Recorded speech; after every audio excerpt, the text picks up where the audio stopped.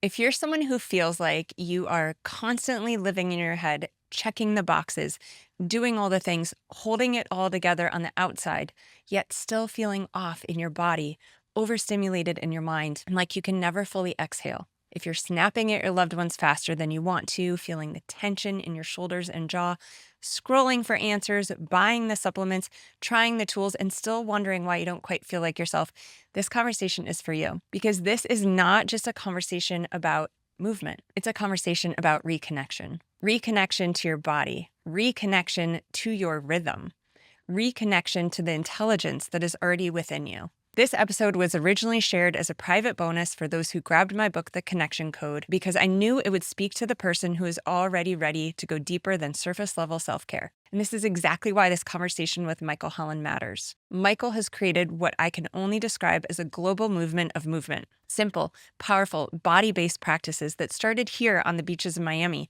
and are now spreading all over the world. He's helping people regulate their nervous systems, release stored tension, and reconnect to themselves. So yes, we talk about the movements. Yes, we talk about the results that people are seeing in their bodies, their energy, their emotional state. But what this conversation is really about is what happens when movement becomes a way back to yourself. When breath, presence, and simple daily practice help get you out of your head, release what your body's been holding to, and rebuild trust with yourself again. Because none of this is about fixing yourself. It's about learning how to listen. It's about becoming your own best healer. And it's about remembering that regulation, rhythm, alignment, and flow are not things you earn. They're things your body already knows how to do. So if you've been overwhelmed, if you've been curious, if you've been craving a simpler, more honest way back to yourself, I'm really glad you're here. Here's Michael Holland. You said the other day, frequency is what you frequently see. Mm-hmm. What did you mean by that?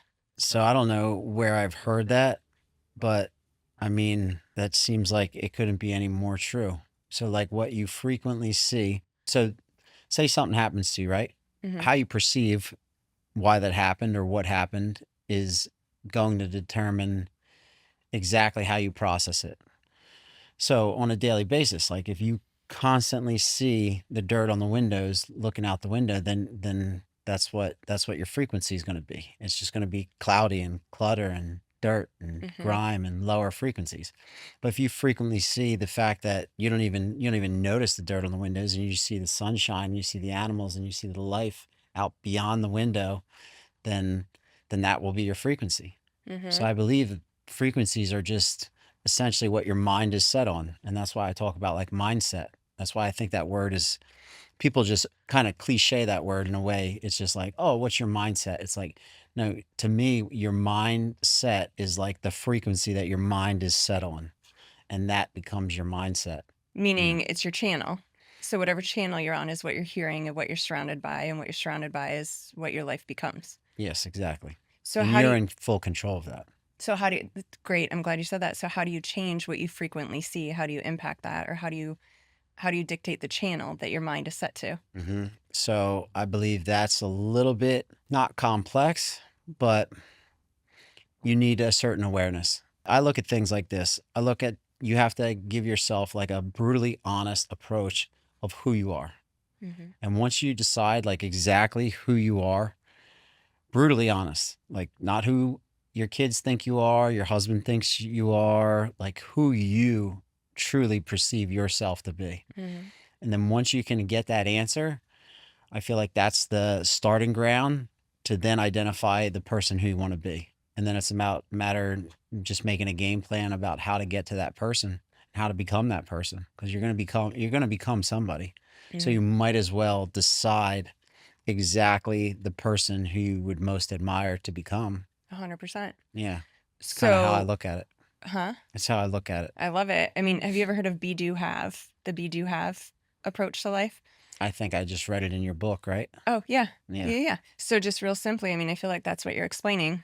A lot of us approach what we want to have, and we think through the lens of, okay, when I have the thing, when I have the house, when I have the relationship, Mm-hmm. then I'll do the things that those kinds of people do, and then I'll be fill in the blank happy. Then I'll feel love. Then I'll be grateful, right? But it's the opposite. It's identity-based habit switching is how we actually get the life that we want, right? So you want to be fit, Mm-hmm. you got to make the choices a fit person would make, Mm-hmm. right? Yeah, absolutely. Yeah. And I think about that sometimes. It's like the law of attraction. Like some people need to see it to believe it. Other people will believe it and then they'll manifest it into the reality and then they'll see it. Mm-hmm. I'm definitely in that line, you know. I'm like the fake it till I make it type of mentality. Mm-hmm. And I'll be able to see it, visualize it, and then eventually, manifest it in the reality. I get that. I'm that way too. Yeah. Were you always that way? Yeah, I think I was. Uh-huh. Yeah. Because I don't come from all that much. So it's like all I had were dreams and aspirations and all that. And it was like nobody was going to give me anything in life. So it was about figuring out a way to get it if I really wanted it. That's why I'm glad things are hard. I think things worth accomplishing should be hard. It shouldn't, because then you won't appreciate them, Mm-hmm. you know? You said the other day when we were talking about addictions, Mm-hmm. right? And that everybody is addicted to something, Sure. whether you realize it or not. And Mm-hmm. we played out some examples of that, right? A lot of people are addicted to stress. They don't realize it. They wouldn't say I'm addicted to stress. I think a lot of people think, oh, I'm addicted to drugs, I'm addicted to alcohol. But so many of us don't know why we're getting the life and the results that we're getting, but we're addicted to things that keep us in a familiar hell. So, like someone addicted to stress could wake up, have the most calm day, and they'll call in stress because it helps them feel anchored and home Mm-hmm. and safe and familiar. And you were saying you're addicted to suffering. Mm-hmm. Do you believe that to be true after our conversation? Is that how you approach life in Yeah. the world? Well, I feel like the addicted word has like such a stigma to it, right? You think about addicted and it's like automatically negative. I don't think it has to be negative. And I don't think suffering is necessarily negative in a way, because I believe that through suffering is strength, without certain types of suffering. And I guess it's perception too, because like what are we really defining as suffering? Hard work can be perceived as suffering. If you go to the gym, you're essentially like tearing your muscles in a way in order to build them stronger. So is that suffering? It's just a matter of perception, really. So I said it in terms of I am addicted to improvement, and Mm-hmm. improvement usually has an element of suffering to it in my world. Yeah. Well, Yeah. it's all hard, right? It's going to be hard if you don't have a job, and it's going to be hard if you do. Oh yeah. And it's going to be hard if you're unhealthy, and it's going to be hard if you choose to be healthy. You're going to tear your muscles apart when you're lifting. I mean, not really, but that's how Hmm. it works. That's how you build, Yeah.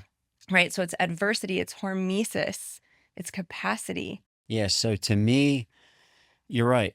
It's going to be hard one way or the other, but Hmm. especially in terms of health, if we're talking health, like I think people make that uneducated trade off way too much and will trade the convenience now for the suffering later. I'd rather suffer now for the convenience later, Hmm. I guess. Because if you want to live a healthy lifestyle, you know what you have to do. You have to eat clean, real food, and you have to move daily.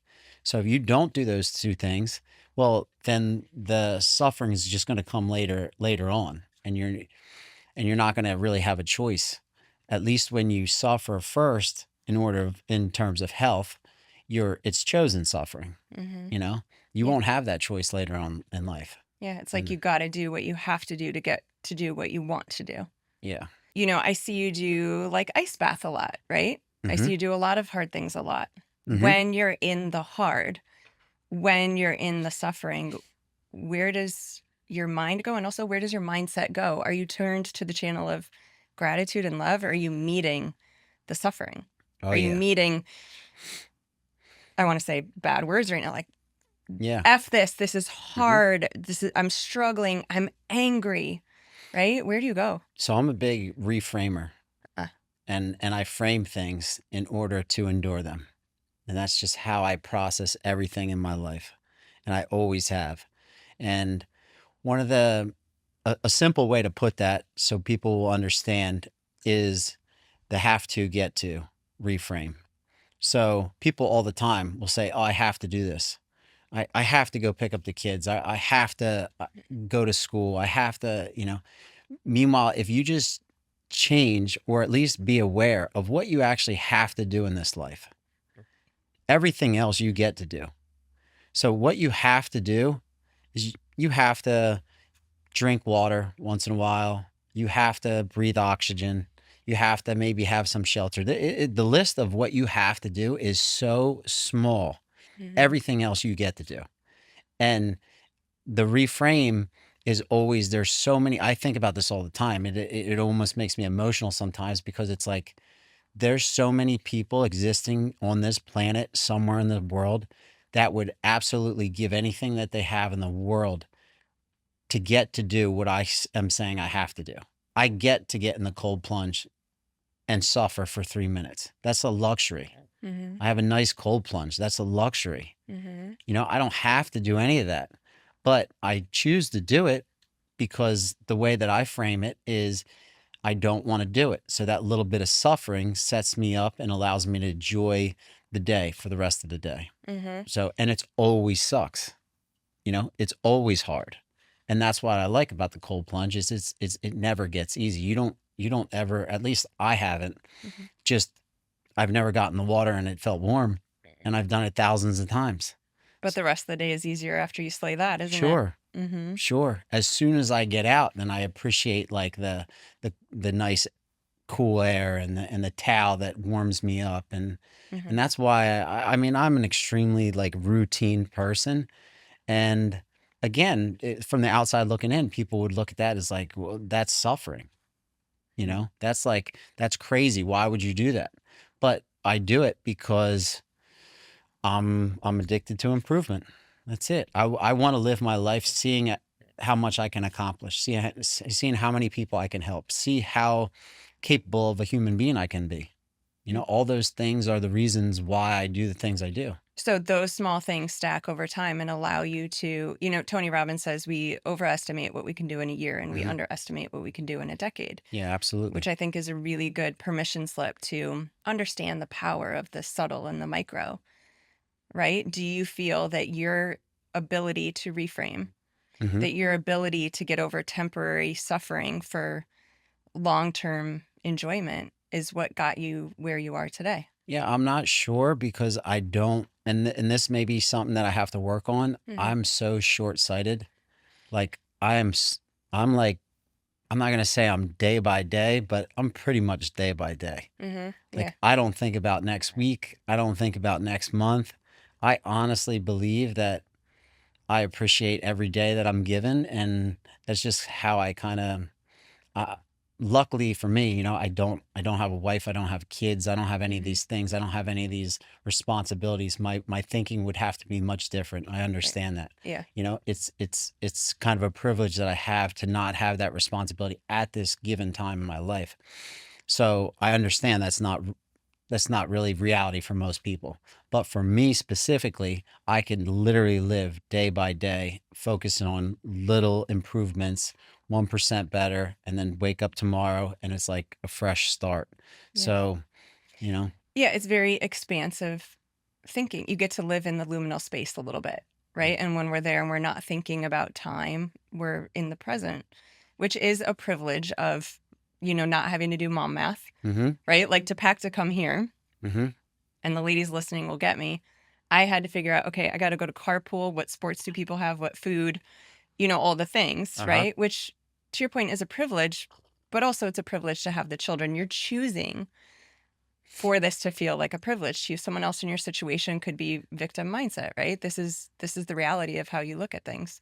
And yeah, I'm sure it's very freeing, which I could look at and envy a little bit. mm-hmm, yeah, it is what it is. It goes back to that reframing. So perception is so creates your reality, 100%. in so many different ways. You talked the other day, it was someone else's phrase, and I want to know whose phrase it is because I love this and Okay. I'm going to use it. Amigo, your ego.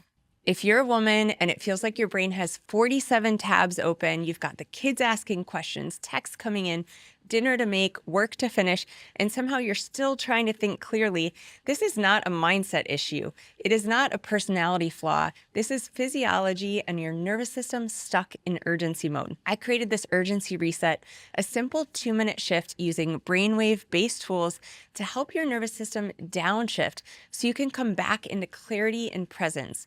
Because the goal isn't just managing the chaos, it's being present for the moments that you don't want to miss. So you don't look back later in life and realize the years with the people you love or just your own life slipped by. Click the links. This is a mini masterclass. It's like 15 minutes, and I cannot wait for you guys to check this out. Back to the episode. Ego es amigo. Ego es amigo. Okay. Ego es amigo. Okay. So Yeah. befriend your ego in English, which is a concept I Whatever love. it translates to. The guy who taught me it didn't speak any English, so that's what I picked up on. And I do yoga with him every morning. He had a What's his name? Because I want to give him credit. I don't know his name. Okay. don't Michael's even know. yoga teacher. Yeah. Okay. It was my yoga teacher in the jungles of Costa Rica on an ayahuasca retreat. Oh, okay. So we may never find this man, Yeah. and he probably isn't going to listen to this No, podcast. But I no. love the phrase, and you will hear me use it in the future. Yeah, ego es amigo. Ego es amigo. Ego es amigo. That's all I caught from that. Yeah, half the time I was so out of it still that I'd go in there and do child's pose and just listen to him like chant and stuff. But 6 a.m. yoga every morning after long 5, 6, 10-hour ceremonies at night. So that would be like we'd stop a ceremony at like 2, 3 in the morning, and then yoga was at 6. So I would be like so drained.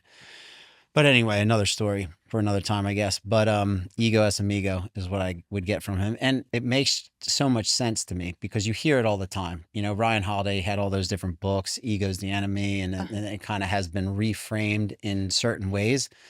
But I just don't process it that way. I believe that everybody has an ego, and it's probably best case to make it your friend and utilize it however it can be useful. And then if it's not useful, obviously discard that, but you have to be in control of it. What is your ego? When you say ego, what are you thinking about? First thing that comes to mind is like not enough, comparison, do more. Like obviously, I guess everybody's ego is slightly different, but I kind of have a relationship with my ego is basically tells me those types of messages. So I have to keep them in check because obviously that can be a little overwhelming in a way. If it's like constantly, hey, you have to do more. Hey, you have to do better. Hey, you have to do better than this person. Like the comparison is the thief of joy, right? So I keep that in mind, but I just can have a conversation with my ego now. Rather than just listen to him, have him be the boss, or have him be the complete enemy, like I want to prove him wrong or something. Instead, it's like, yo, brother, calm down. I'm doing good right now. Let's stick to the plan. Yeah. So it's just a friendship. It's a friendship. So ego, what I'm hearing is like the inner narrator that we all have. Sure. That voice that kicks up. That's like, you're not enough.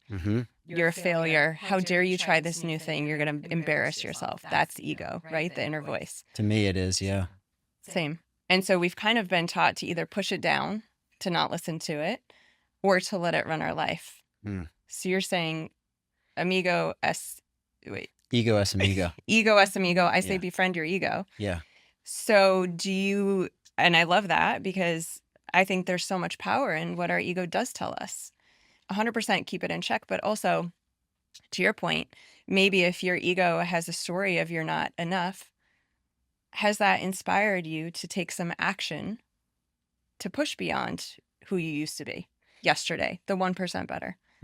I think it's a blessing and a curse in a lot of ways because coming from an athletic, competitive background, that ego is what kind of kept me driving, outworking others, like pushing things to the limit, like getting a comfortable relationship with how hard I can push, feeling the limits, push back, continuing on, adapt, adjust, overcome, all those different things.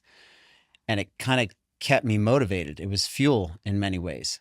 However, it's a curse because unless you keep it in check and you keep that amigo or you keep that ego your amigo, then it could kind of be a torturous relationship because it can be like nonstop.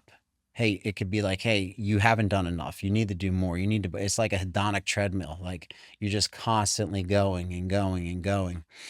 So In the past, I would say definitely the ego was kind of running my life in a lot of ways. Mhm. That hasn't been the case for the last couple years, and I've found that I've able to control that relationship a lot better just through life and all different experiences that I've gone through. Yeah. And how does that change in your relationship with your ego? How does that change your outcomes or how your life feels? How does it change how my life feels? I would have to say that this kind of brings us into the topic of like self-love, Mm. because prior to that, there was like a disconnect of self-love. And I would say maybe in the beginning when the ego was out of check, it was more of a relationship of maybe unworthiness, not enough. Like it was just never enough. Mhm. But in recent years, I've gotten the ego in check, and it's been more of just a better relationship, you know? Mhm. I feel like it's pretty powerful when we can have the same desire for transformation, but it comes from a different catalyst behind it, right? So the desire to perform, the desire to be 1% better coming from a place of lack of worth versus the desire to be 1% better coming from a place of self-love. Okay. Would you agree? Say that again? When ego was running the show for you, in Yes. particular for Michael, Uh-huh. and you had maybe a feeling of I'm not enough, Mhm. or your ego, right, was making that really loud, and you were still wanting to be 1% better back then. Now Mhm. you're still wanting to be 1% better now, but it's coming from not the driving force isn't a lack of worth. The Mhm. driving force is I love myself enough to do Yes. this for me. Yeah. Yeah, Would you you agree? put Yeah. that in a very nice way. Yeah. That makes sense. I needed to hear it twice. Hmm. It's Yeah. okay. Sometimes good Yeah. things need to be said twice. You have a very nice way to like put things and like frame them, and it just takes me a second. Well, what you said is you like to process stuff, Mhm. which I think is a gift. And Yeah. you listen and Jason, you know my husband. Mhm. Jason's very much that way. And I don't think a lot of people are that way. I think we rush a lot and we're more thinking of how we want to respond rather than what's actually coming in. Of course. So that's a gift. Yeah, I think it's like the greatest respect you could pay somebody when you're in their presence is just listen Mhm. and like truly listen Mhm. and just give them your attention. We live in such a distracted world now. It's like it's yeah, it just is what it is. Mhm. But people stand out, I feel like, and you could probably attest to this when you have a conversation with somebody and it doesn't even matter what the topic is, but you can feel if that person is present in the conversation or they're distracted. Mhm. It's very clear to see. It Yeah. drops you. I'm going to drop a little neuroscience because I do love this stuff. I know you love to keep simple terms, which is Mm-hmm. why people love everything you're teaching. Mm-hmm. We live in what's called beta brain waves. It's like Okay. go, go, go, go, go, rev, rev, rev, do, do, do. And when someone is completely present with you, also when you're completely present with yourself, you instantly drop down. I'll call it a gear. It's like a gear in a car to alpha, which is our heart space. Okay. That's flow. That's when time stops, you know? Okay. You're having a conversation with someone in complete presence, the world around you collapses, right? Mm-hmm. It's powerful. And then you don't need, I love too, you're such a simple man. You're like you don't need any of all these tools, right? Everything you're teaching and talking about, we all have access to. And like look at what that does. Oh yeah, absolutely. The listeners, I'm sure, can feel it. That drop down. That's all we need, Mm-hmm. right? Yeah, all those fancy things are nice too if you can, have access to them or whatever. But yeah, they're not at all needed. They're absolutely luxuries and privileges and however you want to process it, but you could get all those things without, just with some time and attention and effort and energy. So we talked about your yoga teacher and some of the lessons that he's given you. Yeah, I wish I knew his name. Marco, If maybe? it I comes to you, forget. we'll put it in here because I will be using I usually say befriend your ego. I love Yeah. amigo your ego. Yeah. So it's kind of a hybrid. Yeah. But who are some of your other, like maybe one or two of your favorite mentors or people that you look up to, and what have you learned from them? Yeah, I mean, my dad is number one. I guess that's kind of cliche, but that's just the truth. He's my biggest role model, idol. I was actually thinking about it today, not to get like too off topic, but when I was growing up through high school, my dad's a very militant Marine Corps helicopter pilot, Vietnam guy, like very, very structured and disciplined. And me being a wild, chaotic, crazy kid, I obviously bumped heads with him, Mhm. like I didn't get a choice of haircut. You went to the barber and you had white side balls and they left a little on the top. So I was like a little military Marine from like the jump Mm. against my will. Mhm.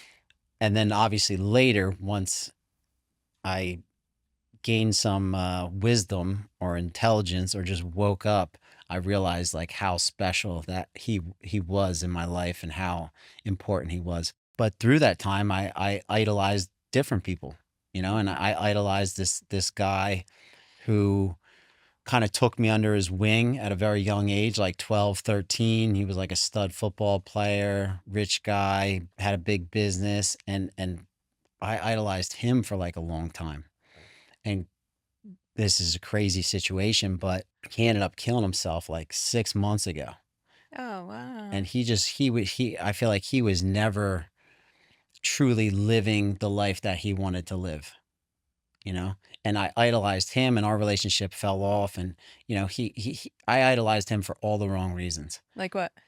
Like money, he came from money, so he Ah. had money. I didn't come from Mhm. money, fighting and violence and all that. He was like the tough guy, got me into fighting at a young age, Mhm. introduced me to drugs and alcohol at a young age, like all the wrong reasons. And instead, my dad would always say, he said, "Hey, you're never gonna be like him. You're gonna have to earn everything you get in life. Mm. He had Mhm. everything handed to him. That's not you." It's not happiness. Yeah, and I learned that lesson the hard way, I guess, you know? Mhm. But hey, that's life. But the only reason I mentioned that because I was just thinking about it before I came here, and I was just like, "Wow," and it was obviously a shock. He killed himself like 6 months ago. But yeah, back to the idol, my dad, Mhm. 100%. Unfortunately, I idolized this other guy, Mhm. early on for a long time, but my dad it's funny too because he was always there for everything, all the trouble I ever got into. He was always there, but would never say anything. He He was wouldn't just have to say anything. He knew I felt the energy and knew that he was disappointed to the point where he didn't even need to speak. mhm. And obviously that was like way worse. I would have rather have just gotten beat. 100%. Yeah. But It's way he's worse, but he was yeah. with you. Mhm.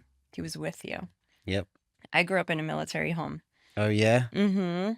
I think a lot of us that come out of that were very, disciplined. Mhm. My dad we have a lot of military in my family. My uncle was a helicopter rescue in the Vietnam. My other uncle, my dad's brother, was in Vietnam. He died of cancer from Agent Orange. Hmm. My dad was sent home as sole surviving son. Hmm. So there's a lot of that, and it's very disciplined and there's a lot of drive that gets passed down. Yeah, I think about do you think about it sometimes about well, I think about it all the time because what my dad was experiencing in his middle 20s and where what I was doing in my middle 20s. Mm. And it's like embarrassing to consider the two comparable. Well, they Be- fought for our freedom and we ran around like Yeah, lunatics, breaking exactly. all the rules. Yeah. Yeah, and they were disciplined and had to keep us in line. I'm partying at nightclubs selling drugs and this guy's fighting for like our freedom, Yeah, you know, with not even a choice. It's not even like he had a choice. He just did it right. because that's like what What you everyone did. did. So talk a little bit about well, not 10 years ago, Michael. How old Michael when you were doing drugs and slinging nightclubs? Hmm. That And would be like 20 years ago. okay, and Mm. contrast that to Michael today. Like what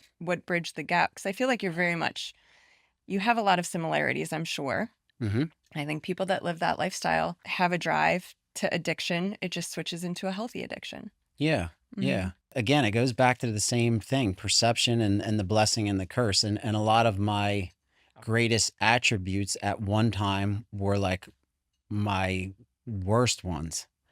But it's like the same energy, I guess, behind those things. It's just utilized in a good way now. Intensity.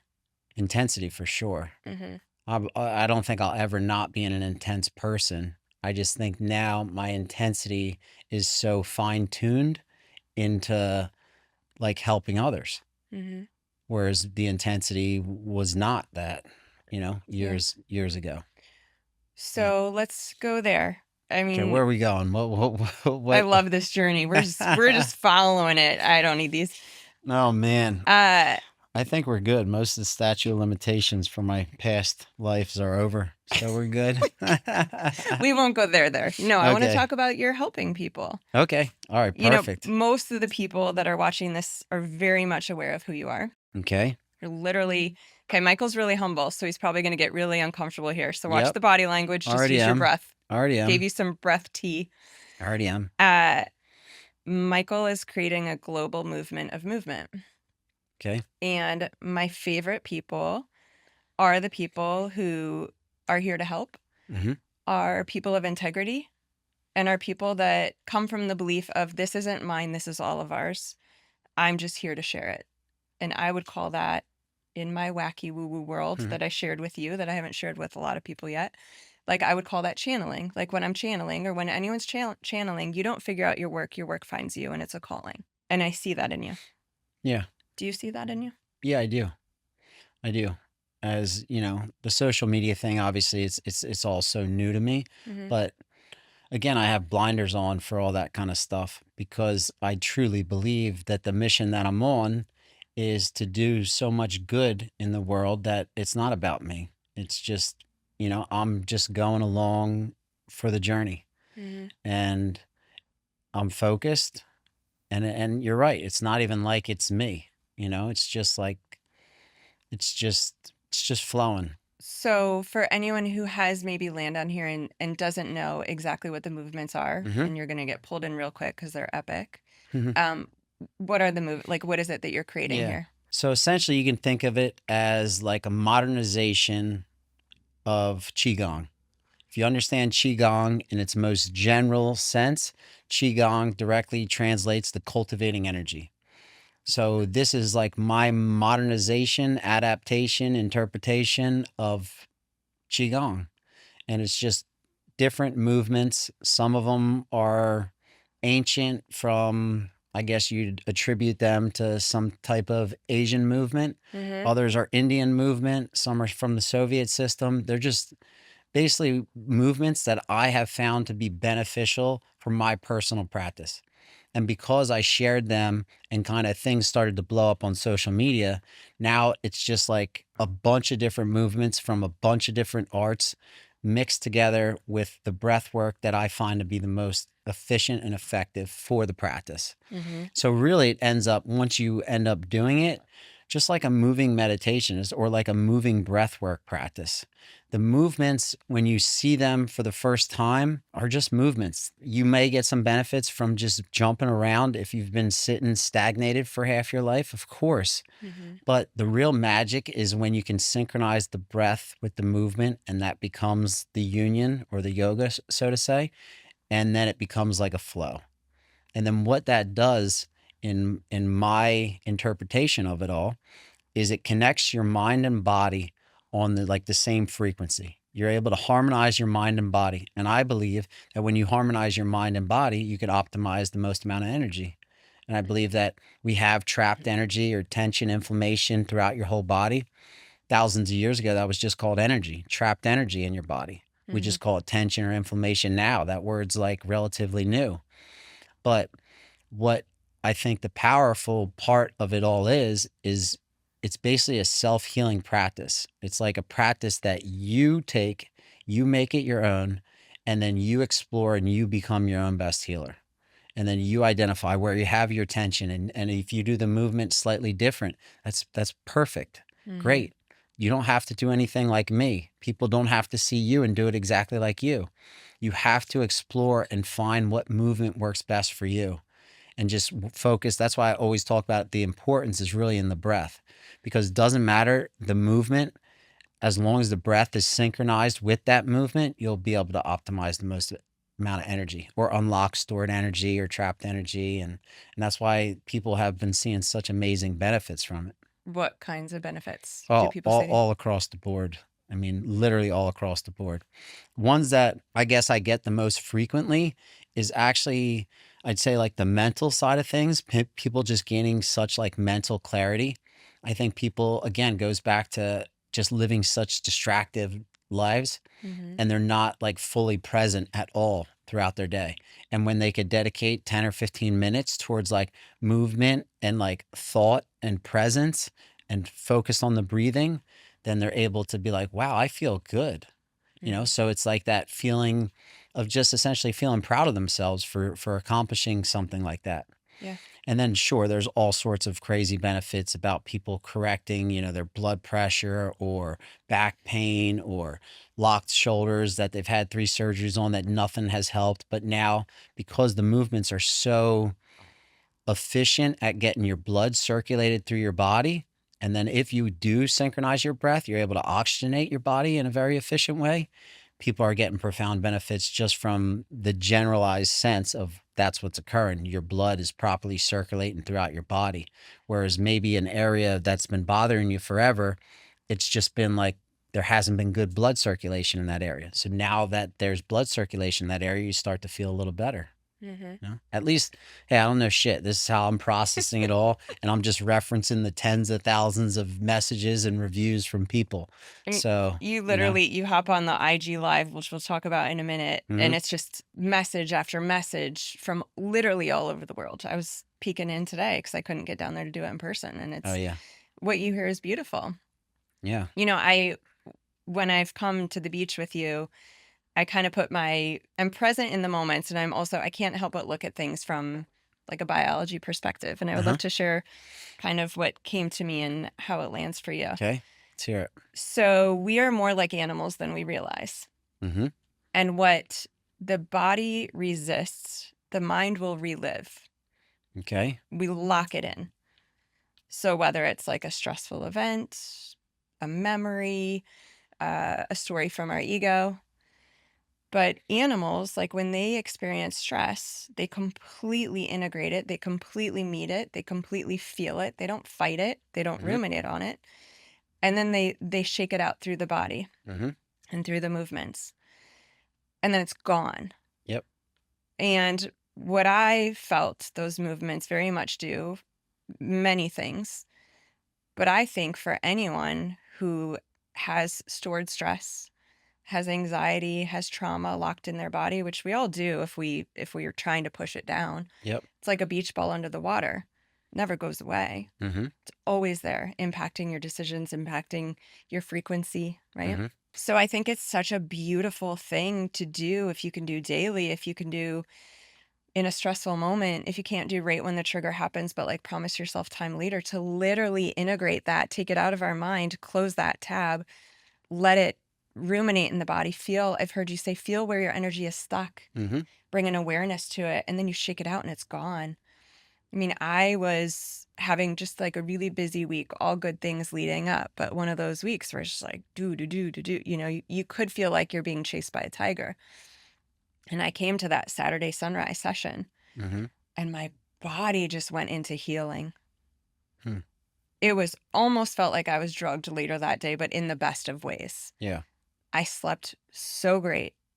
And those moves take how long? 10 minutes, 15 We minutes, were there 10, whatever. 15 minutes. Mm-hmm. So how does that sit with you? Like with all you know about those movements, does that make sense to you that that's something that's happening? Like we're processing stress like an animal, we're getting out old stuck memories and trauma, big trauma, little trauma. Yeah, absolutely. I've looked into a little bit about that and about how the animals handle stress and trauma, and you'll see many different mammals shake like to get it out of their system. And then you're right, they have Yeah. to go about living their life. Obviously, they don't have the privilege of choice and to many degrees, they're basically survival. So they would not survive if they held on to that trauma or that stress. Hmm. So I just recently was reading about that, which is interesting that you brought that up. But to relate it to the human being, I have everything broken down into phases. And the first phase very simplistically says you have to relax and you have to identify exactly where you hold your tension. Yes. So you have to have an understanding of where your tension is. And when you jump around different movements, they can kind of be like almost signaling mechanisms to like, hey, this is the pain in your right hip that you've Mhm. always had. So focus on it. And then as you progress with the movements, that's when you kind of connect the mind and body, and you just utilize the breath to relieve that tension as well as the movement. Mhm. But the movement, you have to be comfortable enough with the movement to then progress to the breath. Because in the beginning, when I'm working with people or people show up, there's all different thoughts that are going through their head, mainly about how others are perceiving them. Mm. So you have to kind of tune that out in a way and just kind of surrender to the practice in a way and just be like, hey, you're doing this to improve your life. Nobody else gives a shit how you really look. Mhm. They look just as goofy. So when you're standing there shaking, if you have that thought of constantly like how you're being perceived, it's going to limit greatly the benefits that you'll see. So more recently, I've been instructing people, and as long as you have you're one in a safe environment, and two, you have an element of balance to you, is just close your eyes and Mhm. connect with the practice. And then you'll get the elements of proprioception, which is a whole nother element of benefits that you can get from the movements. But really, you just want to be as present as possible because it's such an individual experience. You're not doing the movements for me. You're not doing them for your kids, your mom, your friends, your family. Like they are so for you, and you just have to understand that. And that's really like my big message to the world is like become your own best healer. Like you Mm. have full control of healing yourself. I truly, truly believe that. And that's what I'm trying to like get across. And this is just like a fun tool, movement, activation, whatever you want to call it.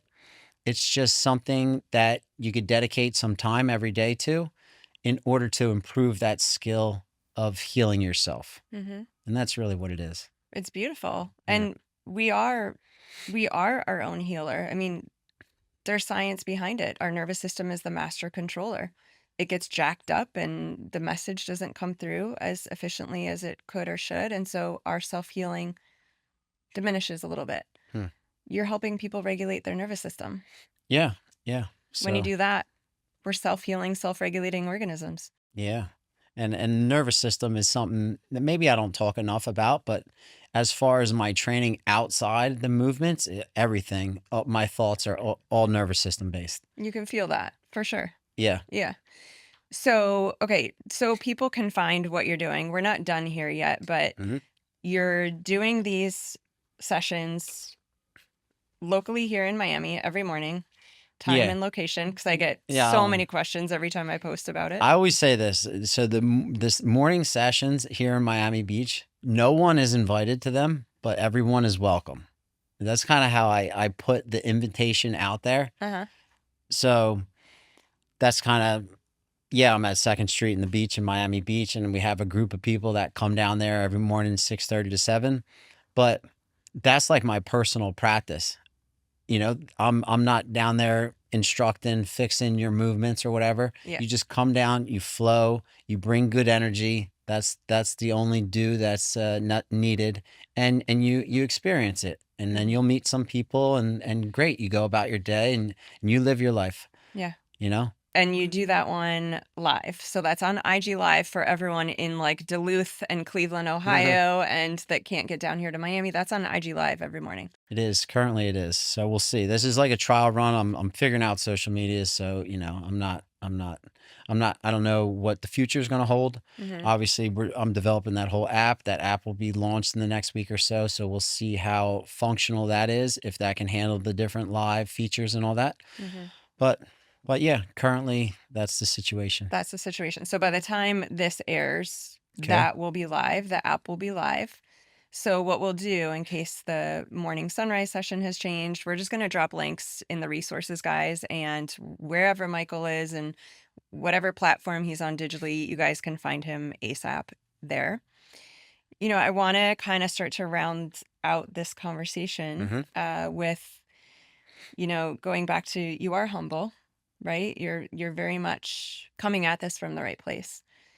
And I also know the reality of what can happen with growth, right? Hmm. And you're growing, and at some point it may get out of your hands and out of your control in the best of ways. I mean, because this isn't yours, like you said, this is everybody's, and this is a movement. Yep. And so do you, if you're being like really honest and maybe taking a moment to think about it, are there any fears that you have? Or maybe a better word is, are there any things that are really important to you to hold true to you as this gets big? So if you're getting pulled on, come here, come there, come on this flight, stay in this hotel, come on this digital podcast all day, maybe it's something like that. Or maybe it's other people encouraging you to make a ton of money off this, or Hmm. maybe it's something completely unrelated. Is the question how I'm going to handle that? Or Sure. so since the very beginning, I've had the mission very clear. I write it on every single post that I've ever posted, pretty much, is to help 1 million people take control of their health and live life on their own terms.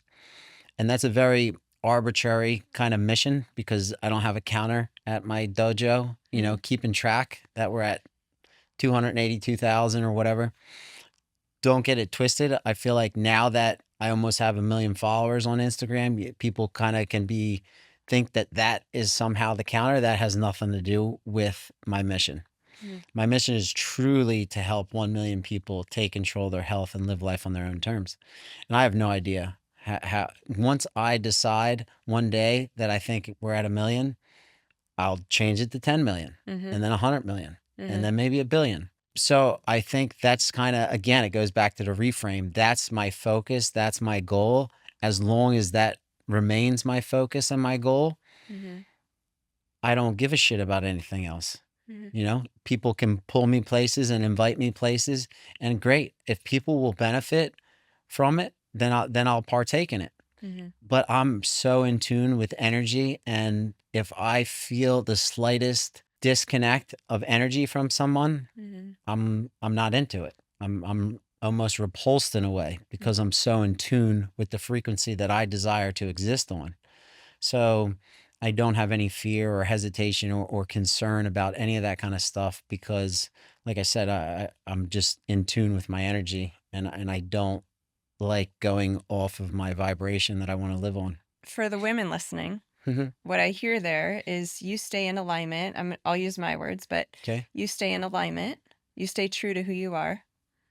You have firm boundaries. Us women are really uncomfortable with boundaries, but boundaries are what allow us to stay true to ourselves, not disappoint ourselves, our mission, our beliefs, instead of worrying about everyone else we're disappointing.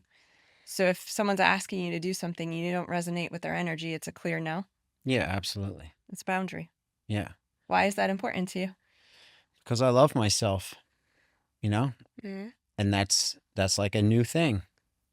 And because I love myself now, I can confidently say if it's out of that connection, then I'm not interested in it. Mm-hmm. So still all new. Life's a journey of self-exploration. So I'm figuring it all out. Yeah. Feels pretty clear as you're riding the wave and figuring it out. Yeah. I'm a big surfer, so I like to surf. I'm just going along with the ride here. That's awesome. Yeah. All right, Michael, thank you for all of that. We're going to Mhm. link everything below so everybody can find you. And any maybe just last words of wisdom for all the people listening. I just think it's a very noble pursuit to take responsibility of your own health. Don't outsource it to anyone else. It's your responsibility. And life is meant to be lived on your own terms. So just be a good person, be proud of the person you see in the mirror each morning, Mm-hmm. and just genuinely want the best for other people as well. And I think that will be a fulfilling life for you. It's beautiful. Yeah.